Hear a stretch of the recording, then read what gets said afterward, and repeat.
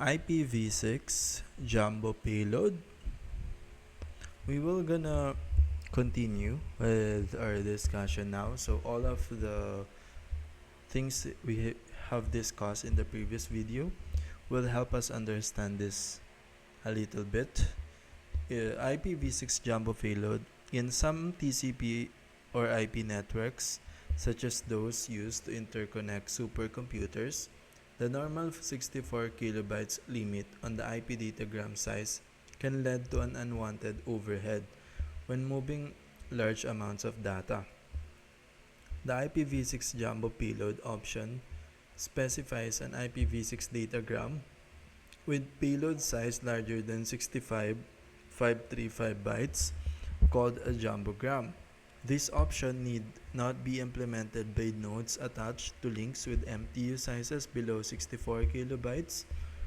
The jumbo payload options provides a 32-bit field for holding the payload size for datagrams with payloads of sizes between 65,535 and 4 gigabytes, 4294967,295 bytes. When a jumbogram is formed for transmission, its normal payload length field is set to 0. As we shall see later, the TCP protocol makes use of the payload length field in order to compute its checksum using the Internet checksum algorithm described previously.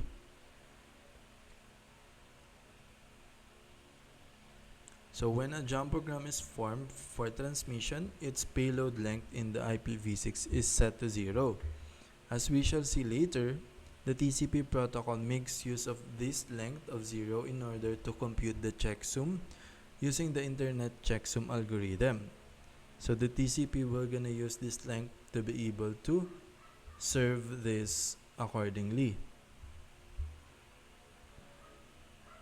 When the jumbo payload options is used, TCP must be careful to use the length value from the option instead of the regular length field in the base header.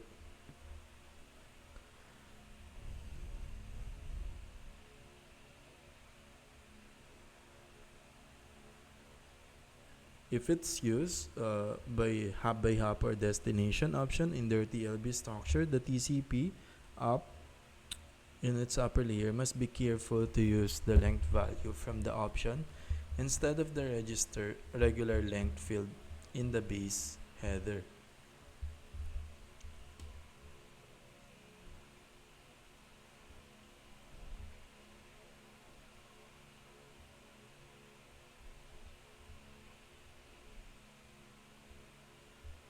So the TCP must not use the regular length field in its IPv6 length payload length, but the jumbo payload instead, which is the 0. Although this procedure is not difficult, larger payloads can lead to an increased chance of undetected error. So these are the options in hop by hop. Okay, it's not on a separate extension header like routing or fragment. It's still just in hop by hop. And the destination options. Tunnel encapsulation limit. Tunneling refers to the encapsulation of one protocol in another that does not conform to traditional layering. See chapters 1 and 3. So it is an encapsulation of one protocol in another which does not conform to the layering we have discussed in the previous video. For example, IP datagrams may be encapsulated inside the payload portion of another IP datagram.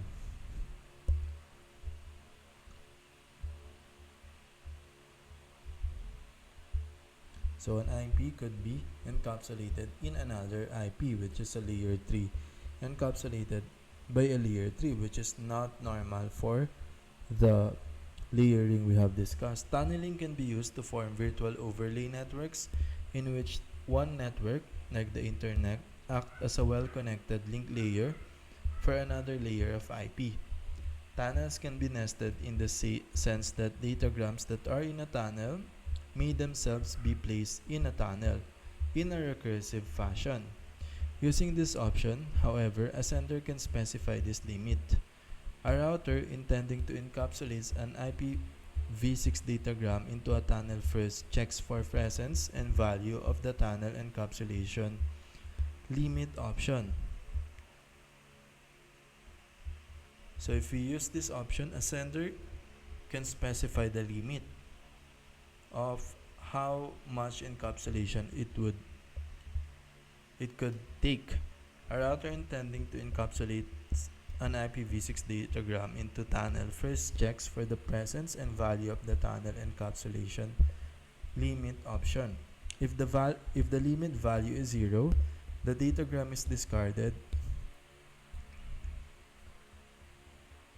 If the limit value is 0, the datagram is discarded and an ICMPv6 parameter problem message, see chapter 8, is sent to the source of the datagram, like the previous tunnel entry point. If the limit is non-zero, the tunnel encapsulation is permitted.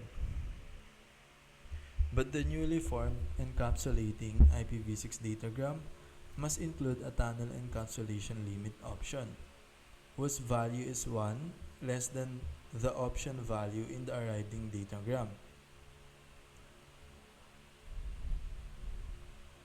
So if it's non-zero or 1, 2, etc., it means the tunnel encapsulation is activated and is permitted. And but the newly formed encapsulating IPv6 datagram must include a tunnel encapsulation limit option whose value is 1 less than the option value in arriving datagram. In effect, the encapsulation limit acts like the IPv4 TTL or IPv6 hop limit, but for levels of tunnel encapsulation instead of forwarding hops. Router alert. The router alert option indicates that datagram contains information that needs to be processed by a router, so it's a must. It is used for the same purpose as the IPv4 router alert option. RTAO-PTS gives the current set of the values for the option. Quick Start. The Quick Start QS option is used in conjunction with experimental quick start procedure for TCP or IP specified in RFC 4782. It is applicable to both IPv4 and IPv6, but at present is suggested only for private networks and not the global internet. The option includes a value encoding the sender's desired transmission rate in its bit per second, a QSTTL value, and some additional information. Routers along the path may agree that supporting the desired rate is acceptable, in which case they decrement the QSTTL and leave the rate request unchanged when forwarding the containing datagram. When they disagree, i.e. wish to support a lower rate, they can reduce the number to an acceptable rate. Routers that do not recognize the QS option do not decrement the QSTTL. So if they agree, they will decrement this QSTTL, but if they don't recognize the QS option, do not decrement the QSTTL.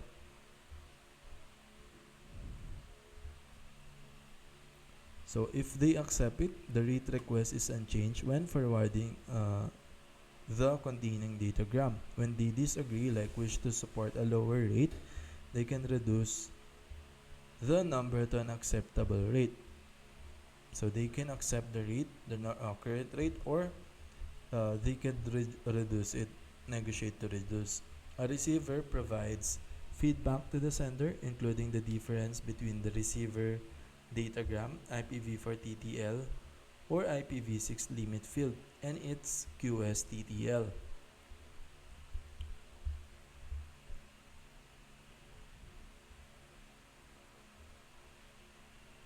Along with the resulting rate that may have been adjusted by the routers along the forward path. This information is used by the sender to determine its sending rate, which, for example, may exceed the rate TCP it would otherwise use.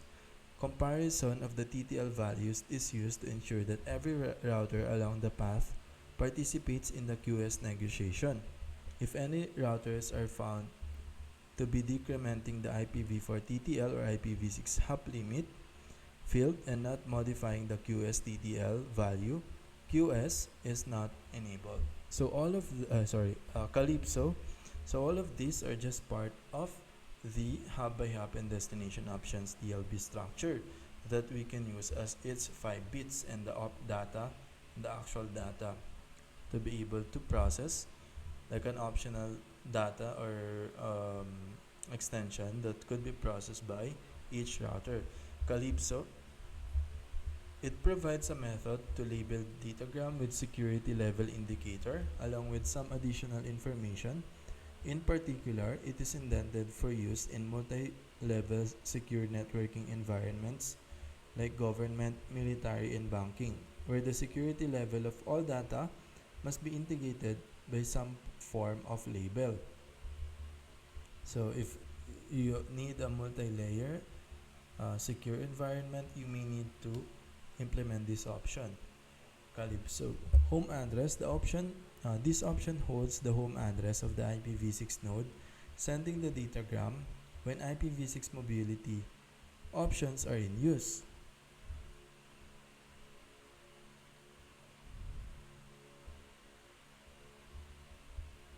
So this option kind of like hold the home address of the IPv6 node, sending the datagram when IPv6 mobility options are in use. Mobile app IP specifies a set of procedure for handling IP nodes that may change their point of network attachment without losing their higher layer network connection. So this is what allows you to still use the apps despite traveling across your country using different networks, or using the same network like smart, etc. It has a concept of node's home, which is derived from the address of its typical location. So that's the node home. The internet has a copy, or the router has a copy of that from you, because that option has been saved as a TLB option from your hop by hop. When roaming away from home, the node is generally assigned a different IP address. So it will assign you a different IP address when you roam or move far away, but it has a copy, or it remember the node address. This option allows the node to provide its normal address in addition to its presumably temporarily assigned new address while traveling. So it provides that home address and the temporary one.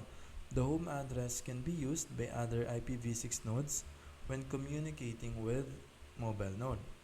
If the home address option is present, the destination options header containing it must appear after a routing header and before the fragment, authentication, and ESP headers. So if you have other fragment like routing, fragment, authentication, and ESP headers, these must appear after the routing. So this hop by hop option must appear as after the routing header and before the fragment, authentication, and ESP headers. So routing header. The IPv6 routing header provides a mechanism for the sender of an IPv6 datagram to control, at least in part, the datagram takes through the network. So it wants to control how the datagram will be sent through the network. To best understand the routing header, we begin by discussing RH0 and then investigate why it has been deprecated and how it differs from RH2. RH0 specifies one or more IPv6 nodes to be visited as the datagram is forwarded. So it specifies an IPv6 node that it will visit along along its path. So to understand the RH2, we need to understand the RH0 because they almost have the same function. They only differ here in type, and later we will discuss their difference. But here in figure 5.8, The now deprecated routing header type 0 RH0 generalizes the IPv for loose and strict source route and record route options. It is constructed by the sender to include IPv6 node addresses that act as waypoints when the datagram is forwarded. So it is constructed by the sender to include IPv6 node addresses that act as waypoint when the datagram is forwarded. Each address can be specified as a loose or strict address. A strict address must be reached by a single IPv6 hop, whereas a loose address may contain one or more other hops in between. The IPv6 destination IP address field in the base header is modified to contain the next waypoint address as the datagram is forwarded. So we will expand on that. Basically, the destination IP field will be modified as a next waypoint instead of the actual destination. For standard routing on IPv6 address, RH0 allows the sender to specify a vector of IPv6 addresses for nodes to be visited. The header contains an 8-bit routing type identifier. Here, the 8-bit routing type, and an 8-bit segments left field. The type identifier for IPv6 addresses is 0 for RH0 and 2 for RH2. The segments left field indicates how many routes segment remain to be processed. That is the number of explicitly listed intermediate nodes still to be visited before reaching the final destination. So the segment left from the word itself is how many route segments. So how many routers still it needs to have. The block addresses starts with a 32-bit reserve field set by the sender to 0 and ignored by receivers. So this reserve field is set to 0 by the sender and actually ignored by receivers.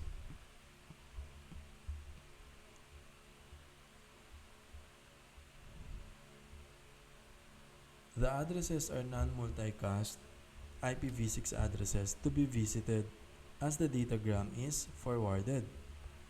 So these addresses specified by the sender are non-multicast IPv6 address to be visited as the datagram is forwarded. So these waypoints are not multicast addresses, so that's one of its property. A routing header is not processed until it reaches the node whose address is contained in the destination IP address field of the IPv6 header.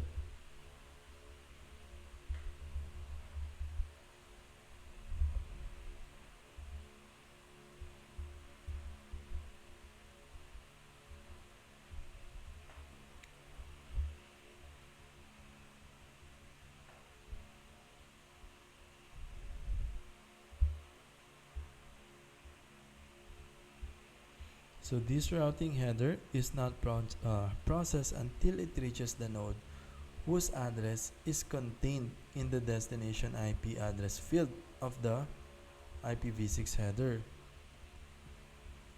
So these are the visual of that.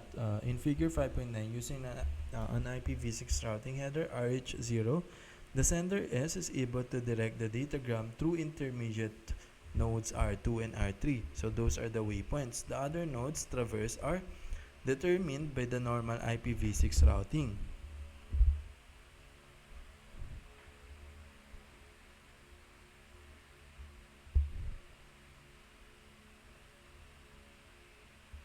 Note that the destination address in the IPv6 header is updated at each hop specified in the routing header.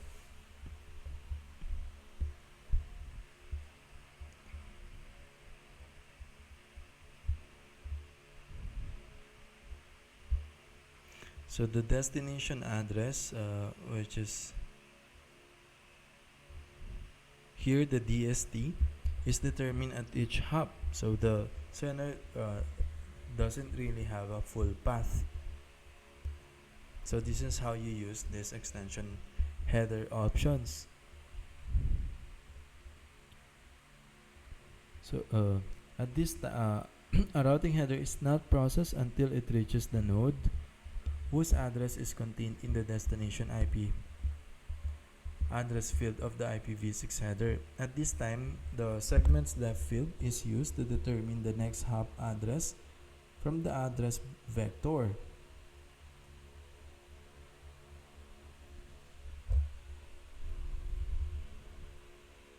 And this address is swapped with the destination IP address field in the IPv6 header.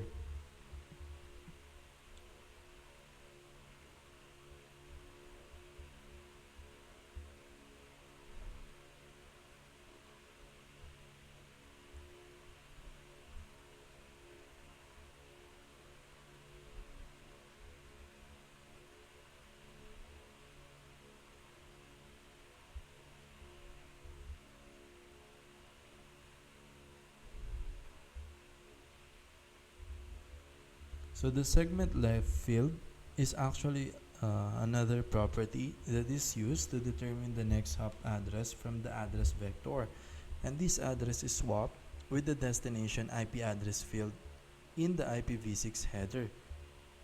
Thus, the datagram is as the datagram is forwarded, the segments left grows smaller, and the list of addresses in the header reflects the node addresses that forwarded the datagram. The forwarding procedure is better understood with an example, which is this in figure 5.9. We can see that how the routing header is processed by intermediate nodes. The sender S constructs the datagram with destination R1 and a routing header type 0. So R1 and a routing header type 0 because it's an RH0, containing the addresses R2, R3, and D. So we have a destination and we have a contained address R2, R3, and D, which is the final destination. The final destination of the datagram is the last address in the list, which is D. The segment's left field, labeled left in figure 5.3, starts at 3.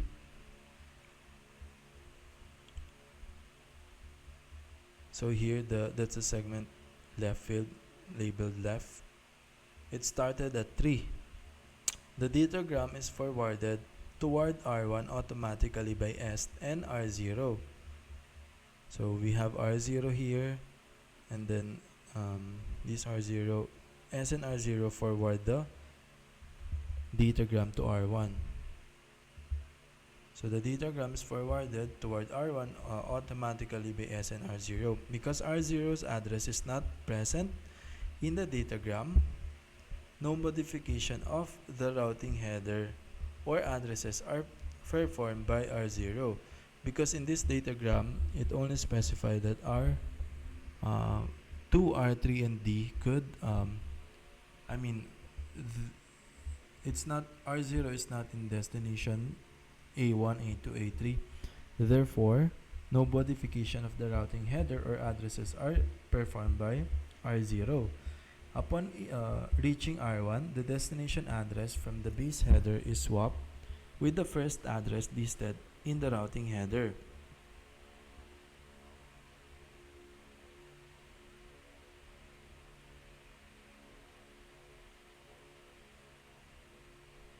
So once it reached the R1, which is the previous destination address, the next destination address from the base header of this datagram is swapped with the first listed in the routing header, and the segment left field is decremented. So what's next fragment? The next fragment is R2. As the datagram is forwarded, the process of swapping the destination address with the next address from the address list in the routing header repeats until the last destination listed in the routing header is reached.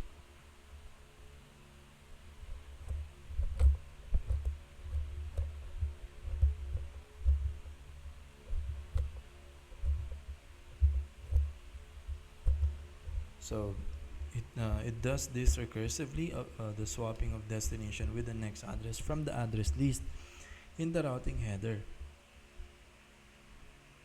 It repeats until the last destination listed in the routing header is reached, which is the D. We can arrange to include a routing header with a simple command line option to the ping6 command in Windows XP or Windows Vista, and later include only ping command, which incorporates IPv6 support. Here, ping6-r-s and the MAC of the source and destination. This command arranges to use the source address 2001:db8 ::100 when sending a ping request to 2001:db8::1. The -r option arranged for a routing header RH0 to be included.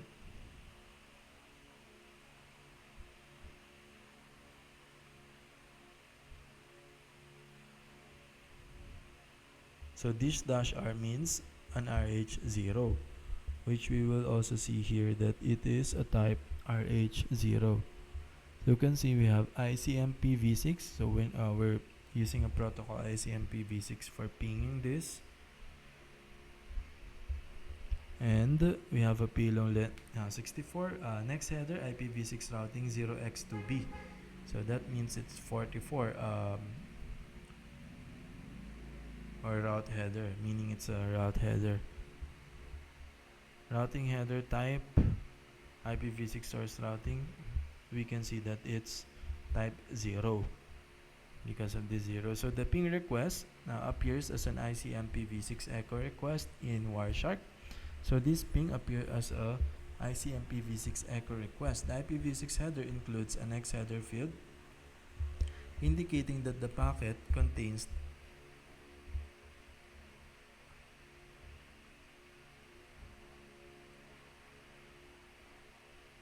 type 0 routing header, followed by an IPMv6 header. The number of segments in the RH0 left to be processed is 1, 2001:db8::100. The ping message appears as an IPv6 ICMP-v6 echo request packet, see chapter 8. By following the next header field values, we can see that the base header is followed by routing header.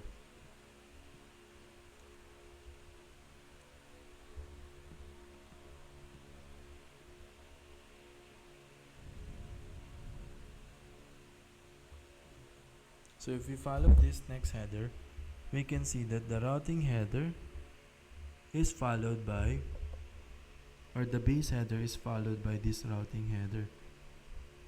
In the routing header, we can see that the type 0 indicating an RH0 here, type IPv6 source routing, and there is one segment hop left to process. So here, left segment 1. The hop is specified by the first dot in the address list number 0. 2001:db8:100, which is this. So these are the first dot in the address that needs to go next, or the router needs to process next, has a MAC of this. The problem is that RH0 allows the same address to be specified in multiple locations with the routing header.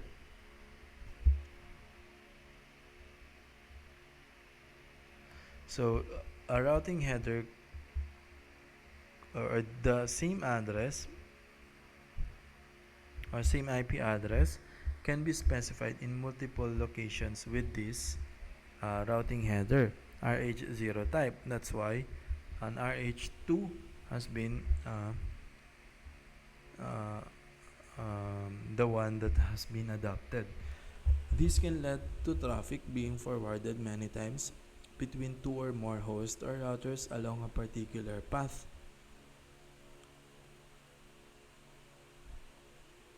So the cause of this, or the issue with this, is that the packet will lead to traffic being forwarded many times between two or more hosts or routers along a particular path.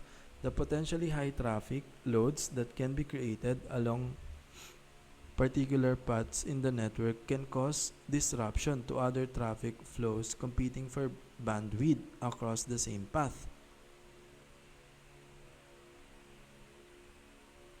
So the packet will be forwarded multiple times, or let's say you send a message, it will be sent multiple times to the receiver. So when you say hello, it will send multiple times if that happened. Consequently, RH0 has been deprecated and only RH2 remains the sole routing header supported by IPv6.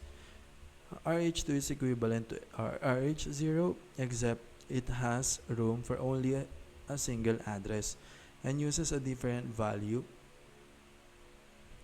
in the routing type field, which is RH2. So the only difference they have is that RH2 only allow a single address for the routing header.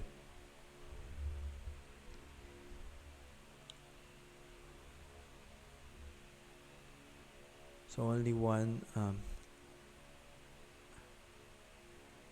address per location. Okay, it cannot be in multiple location. The fragment header. The fragment header is used by an IPv6 source when sending a datagram larger than the path MTU of the datagram's intended destination. So we discussed this in the previous video as well, how modern applications do not exceed this MTU. But if you want to implement this option, here's a good way to see this in practice or in real life. Additionally, it has a lot of similarity with IPv4 fragmentation. It uses identification, but it has larger bits. At the end of the fragment, it has 0, etc. Now, path MTU and how it's determined are discussed in more detail in chapter 13. But 1 to 80 bytes is a network-wide link layer minimum MTU for IPv6. In IPv4, any host or router can fragment a datagram if it's too large for the MTU on the next hop.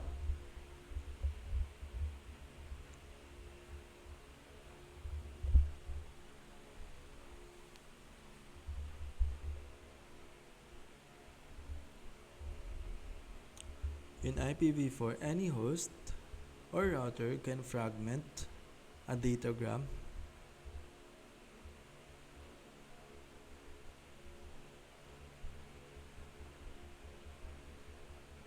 if it's too large for the MTU on the next hop. So remember, IPv4 could fragment it.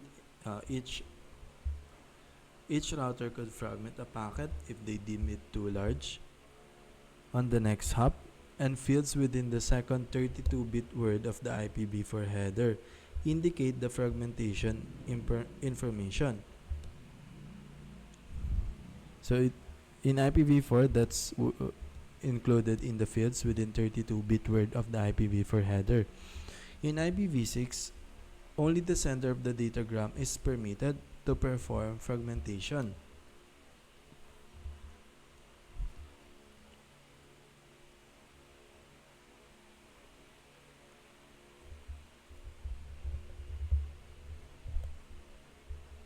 So as we discussed in the previous video, the only allowed is the sender, and in such cases a fragment header is added. So if the sender wants to fragment it, a fragment header must be added. The fragment header includes the same information as is found in the IPv4 header, but the identification field is 32 bits instead of the 16 that are used for IPv4. The larger field provides the ability for more fragment packets to be outstanding in the network simultaneously.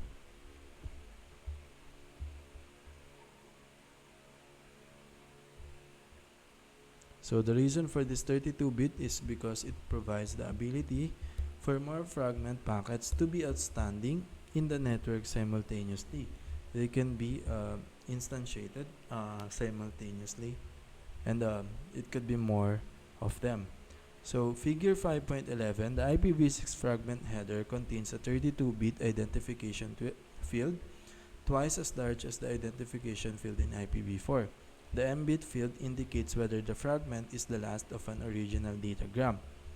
As with IPv4, the fragment offset field gives the offset of the payload into the original datagram in 8-byte units. So with IPv4, it also calculates the fragment offset using an 8-byte unit. So this one gives the offset of the payload into the original datagram. Referring to 5.11, the reserve field and 2-bit res field are both 0 and ignored by receivers. So those are default in 0 and actually ignored by receivers. The fragment offset field indicates where the data that follows the fragment header is located. So if you want to know where the data that follows the fragment header is located, you need to check the fragment offset. The mbit field, if set to 1, indicates that more fragments are contained in the datagram. A value of 0 indicates that the first fragment contains the last bytes of the original datagram. So if it's 0, just like with IPv4, it means it's the last byte. The datagram serving as input to the fragmentation process is called the original packet and consists of two parts, the unfragmentable part and the fragmentable part.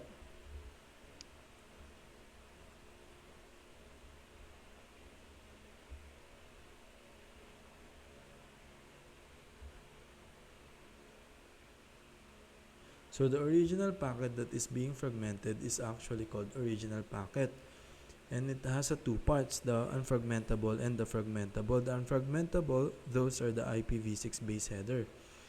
The unfragmentable part includes the IPv6 header and any include extension headers required to be processed by intermediate nodes to the destination, i.e. all headers up to and including the routing headers. So all the intermediate other extension, just like hop by hop destination, up to and including the routing header. Otherwise, the hop by hop option extension header, if only it is present. The fragmentable part constitutes the remainder of the datagram, destination options header, upper layer headers, and payload data.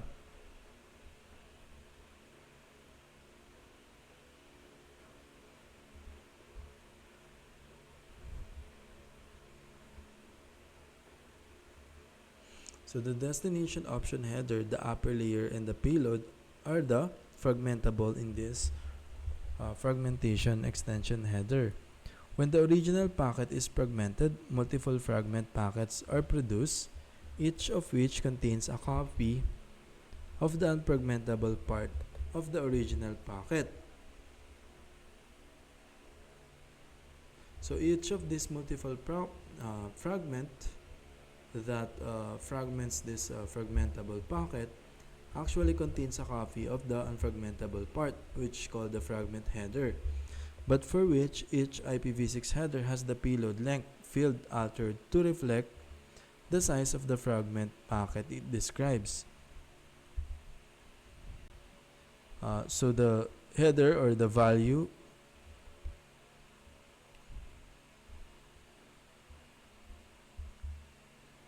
could have different basically length, like this IP data. We have three fragments here. We have 1064 bytes length here, 1448 bytes here, and the same thing.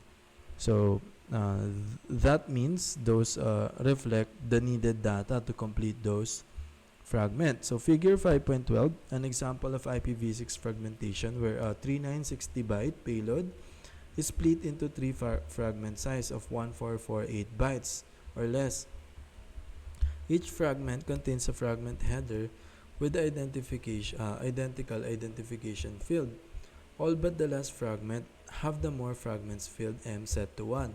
The offset is given in 8-byte units. The last fragment, for example, contains data beginning at offset 362 times 8 equal 2896 bytes from the beginning of the original packet's data. The scheme is similar to fragmentation in IPv4. In figure 5.12, we see how the large original packet has been fragmented into 3 smaller packets, each containing a fragment header. So each of these packets or divided packets has a fragment header. The IPv6 header's payload length is modified to reflect the size of the data in newly formed fragment header. So this fragment header and the newly sized data goes hand in hand, and it reflects the actual size of the packet divided. The fragment header in each fragment contains a common identification field. So this identification field is the same to distinguish this as part of a whole. And the sender ensures that no distinct original packets are assigned the same field value within the expected lifetime of a datagram on the network. Kind of like a state component, stateful component in React. So it keeps it the same through the life cycle of the component. The offset field in the fragment header is given in 8-byte units.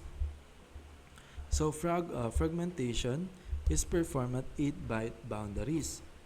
So the offset, since it's in the fragment header is in 8-byte unit, the fragmentation is performed in 8-byte boundaries. So they use this 8-byte boundaries, which is why the first and second fragment contains 1448 data bytes instead of 1452, because you guess it when you divide it by 8. Thus all but the last fragment possibly is a multiple of 8 bytes.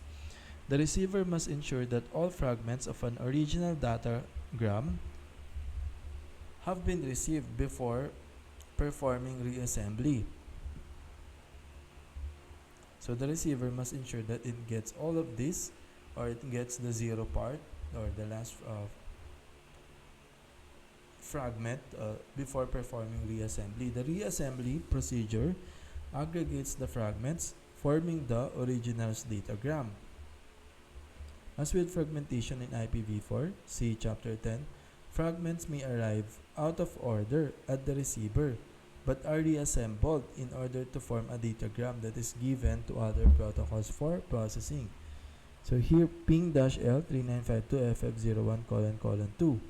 Figure 513, the ping program generates ICMP-v6 packets, see Chapter 8, containing 3960 IPv6 payload bytes in this example. So these are our first fragment. We use a ping again with for ICMP-v6 containing 3960 payload bytes. So where is the 3960 payload bytes here?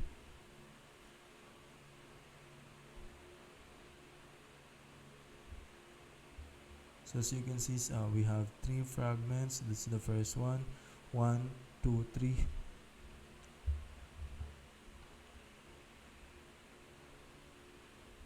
In figure 5.13, we see the fragments constituting 4 ICMP-v6 echo request messages sent to the IPv6 multicast address FF0::2.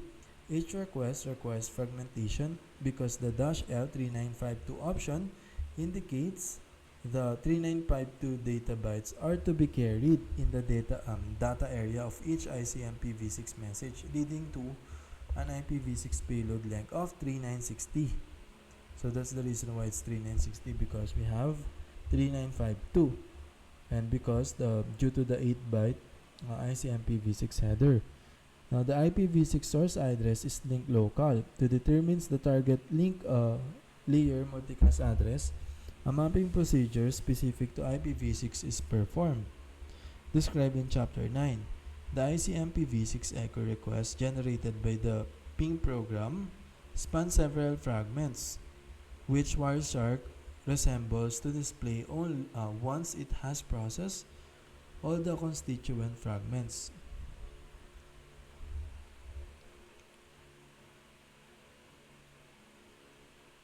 So the Wireshark reassembled each fragment display once it has processed all the constituent fragments. In figure 5.14, we will see the second fragment. So figure 5.14, the second fragment of an ICMP-v6 echo. request contains 1448 IPv6 payload bytes, including the 8-byte fragment header. The presence of the fragment header indicates that overall datagram was fragmented at the source. So because we have a fragment header, or we have this more fragment, yes, and the next header and a fragment header indicate that the overall datagram was fragmented at the source. An offset field of 181 indicates that the fragment contains data starting at byte offset 1448. The more fragment field, bit field being set indicates that other fragments are needed to reassemble the datagram. All fragments from the same original datagram contain the same identification field, 2 in this case. In the figure 5.14, we see the IPv6 header with payload length of 1448 bytes as expected. The next header field contains the value 440x2c we saw in table 5.5, indicating that the fragment header follows the IPv6 header. So because in the table, when you have this 0x2c, it means 44, it means a fragmented packet. So it follows that policy of IPv6 header. Now the fragment header indicates that the following header for ICMPv6, meaning there are no more extension headers. Sorry, this 440x2c, or the next header field, contains, we saw in it indicates that it follows the ICMPv6, meaning there's no other extension like the destination or routing header or hop by hop, only fragment header. Also, offset field is 181, meaning this fragment contains data at byte offset 1448 in the original datagram. We know it is not the last fragment because more fragment field is set displayed as yes by Wireshark. Figure 5.15 shows the final fragment of the ICMPv6 echo request datagram. So this is the final datagram. So the last fragment of the first ICMPv6 echo request datagram has an offset of 362 times 8 equal 2896 and payload length of 1072 bytes. 1064 bytes of the original datagram's payload plus 8 bytes of fragment header. The more fragment bit field being set to 0 indicates that this is the last fragment, and the original datagram's total payload length is 2896 plus 1064 equal 3960 bytes. 3960 bytes of ICMP data plus 8 bytes for ICMPv6 header, see chapter 8. In figure 5.15, we see that the offset field has the value 362, but this is in 8-byte units, meaning that the byte offset relative to the original datagram is 362 times 8 equal 2896. The total length field has the value 1072, which is the last length we have seen in the fragment header earlier, which include 8 bytes for the fragment header. Now Wireshark computes the fragmentation pattern for us, indicating that the first and second fragment contain the first and second set of 1448 bytes. So the 1448 bytes are in the first and second fragments, and the last is 1072, and the final fragment contains 1064 because we have to deduct the 8. All in all, the fragmentation process added 40 times 2 plus 8 times 3 equal 104 bytes to be carried by the network layer. 2 additional IPv6 headers plus an 8-byte fragment header for each fragment. If we had link layer overhead, the total comes to 104 plus 2 times 18 equals 140 bytes. Each new Ethernet frame includes a 14-byte header and a 4-byte CRC. IP forwarding.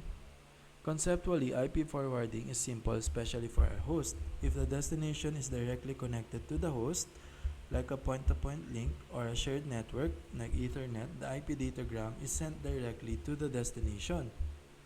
So this uses an IP module, and it's sent directly to a destination.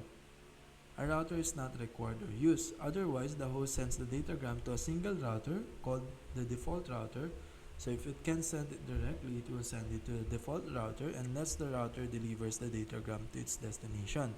This simple scheme handles most host configuration. In this section, we investigate the details of this simple situation and also how IP forwarding works when the situation is not as simple.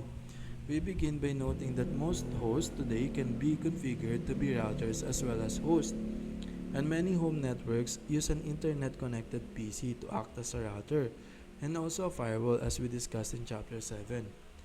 What differentiates a host from a router to IP is how IP datagrams are handled. A host never forward datagram. It does not originate, whereas routers do. In a general scheme, the IP protocol can receive a datagram either from another protocol on the same machine, TCP, UDP, etc., or from a network interface.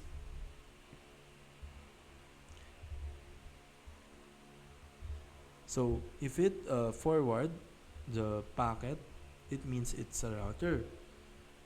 If it's not for it, or it's not for that host, if it discarded, it means it's a host.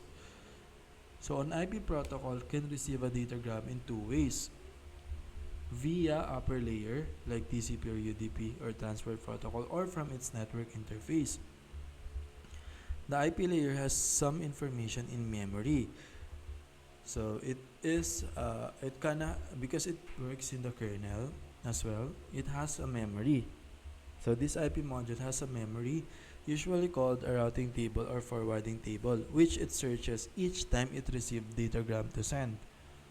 When a datagram is received from a network interface, IP first checks the destination IP address is one of its own IP addresses.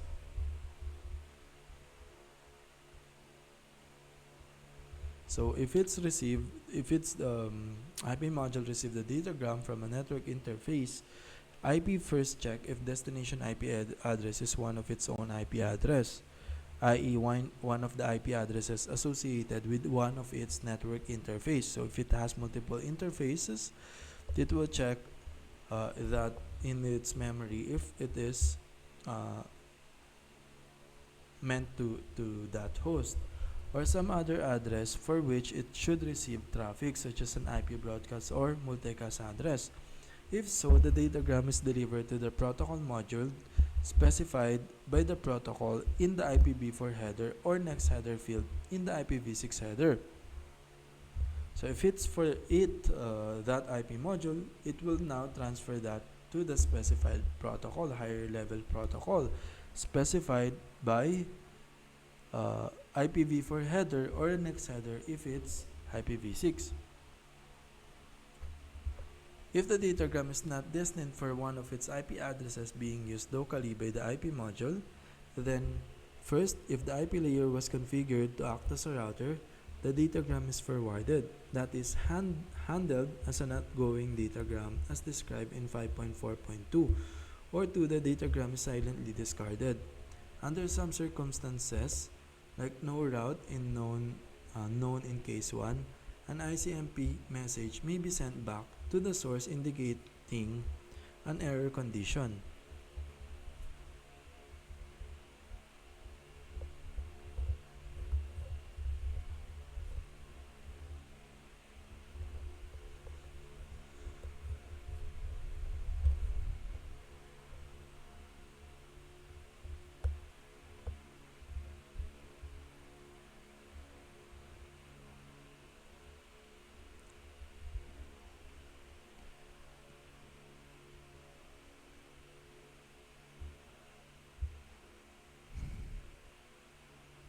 So if it's not destined for that host, first, IP layer, if the IP layer was configured to act as a router, it will be forwarded to the next hop that is handled as an outgoing datagram, or the datagram will be discarded silently.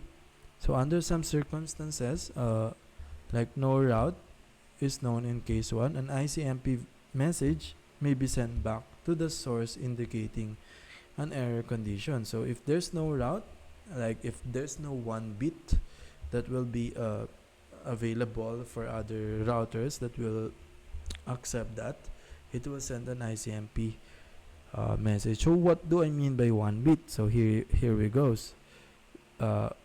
we will discuss that in IP forwarding in action. So forwarding table first. The IP protocol standards do not dictate the precise data required to be in forwarding table.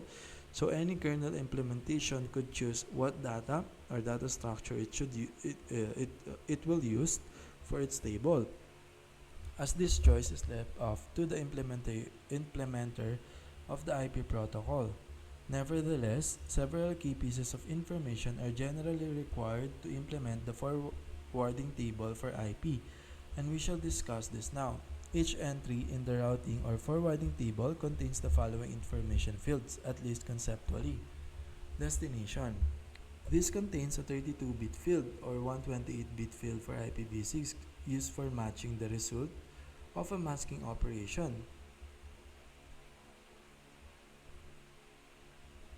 So it used to match a masking operation, or to match the result of a masking operation, which um, contains a 32-bit or 128-bit for IPv6 applied as a bitwise and mask to the destination IP address of a datagram being looked up in the forwarding table. So it used a bitwise and mask to that IP address being looked up. The mask result is compared with the set of destinations in the forwarding table entries, and this result of mask, bitwise and mask, is now compared to the available destination IP addresses in the forwarding table entries. The destination can be as simple as 0 for a default route covering all destination, or as long as the full length of an IP address. So it can be 0 if it's a default route, or as long as the full length of an IP address. So if you're sending to a default route, it can be 0, but if you're sending to an actual address, it could be a full length. In the case of a host route that describe only a single destination, so a full length could be used as well for that single destination. Now next hop, this contains the 32-bit IPv4 address or 128-bit IPv6 address of the next IP entity,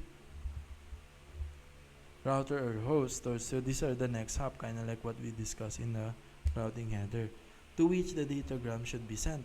The next hop entity is typically on a network shared with the system performing the forwarding lookup.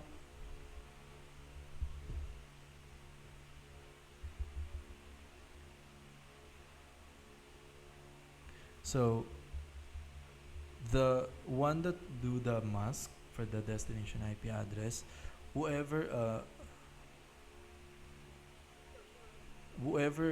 it finds in its table that is nearest to the destination address, meaning the two share the same network prefix, are being used to be able to route it to the nearest hop. Interface. This contains an identifier used by IP layer to reference the network interface that should be used to send the datagram to its next hop. So the actual interface of the router it will be sent to. So these are the data that are basics in the routing table that used by the router to determine how to send to the nearest router to that destination IP address.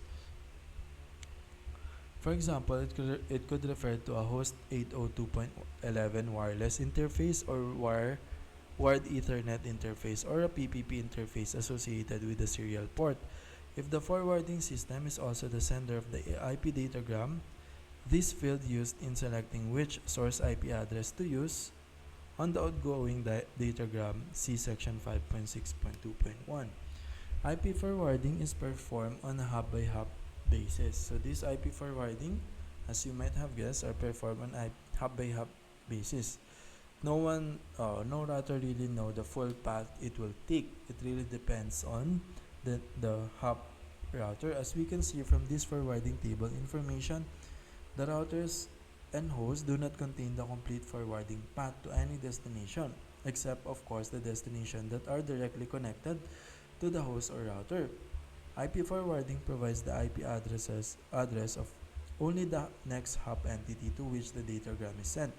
It is assumed that the next hop is really closer to the destination that the forwarding system is, and the next hop router is directly connected to, shares a common network prefix with, the forwarding system. It also generally assumes that no loops are constructed between the next hops so that a datagram does not circulate around the network until its TTL or hop link expires. The job of ensuring correctness of the routing table is given to one or more routing protocols. So to ensure the correctness, it has another protocol that helps it, this IP module.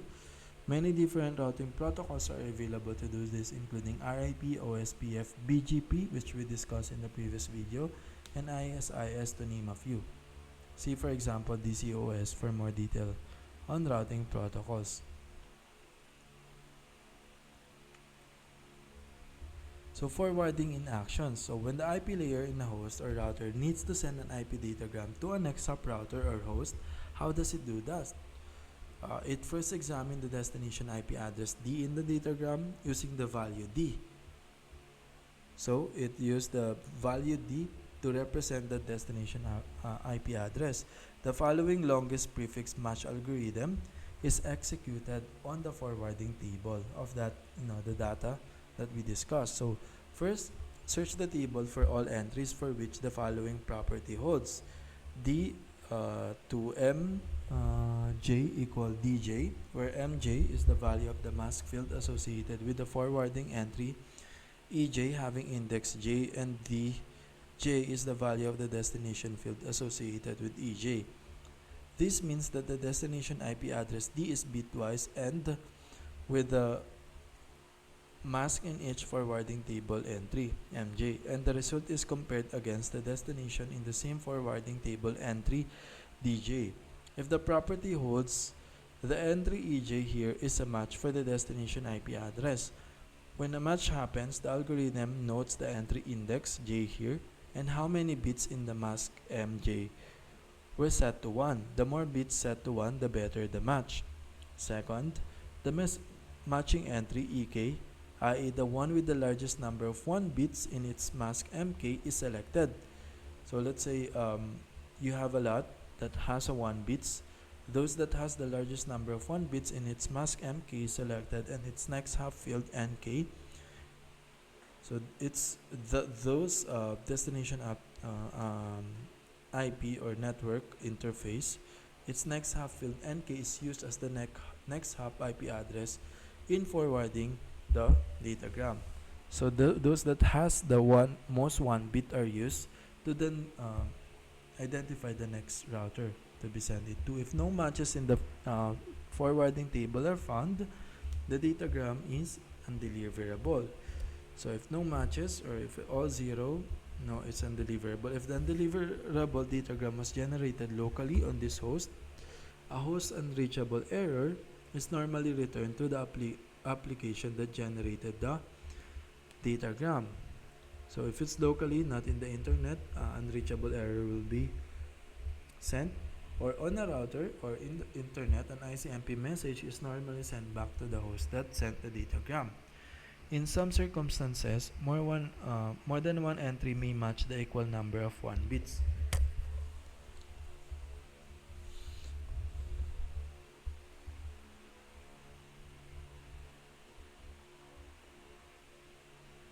In some circumstances, more than one entry may match an equal number of 1 bits.